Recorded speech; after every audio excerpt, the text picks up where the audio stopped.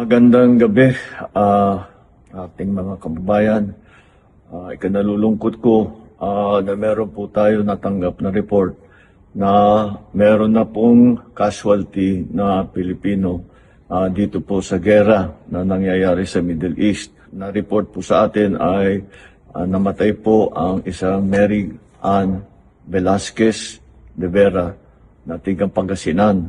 Siya po ay isang caregiver sa Israel na tinutulungan ang kanyang alaga para dalhin sa bomb shelter, ngunit hindi na po nakaabot sa bomb shelter at inabutan na sila bago sila nakarating. Siya ay namatay dahil tinamaan ng shrapnel ng mga bumagsak na bomba. Na-identify na po siya ng kanyang asawa na isang OFW din na nagtatrabaho sa Israel. Lahat po ng tulong na kakailanganin ng kanilang pamilya ay ihahatid ng ating pamahalaan. Patuloy po ang ating pag-monitor sa kalagayan ng ating mga kababayan na nasa gitna nitong gera, patuloy pa rin sa Middle East.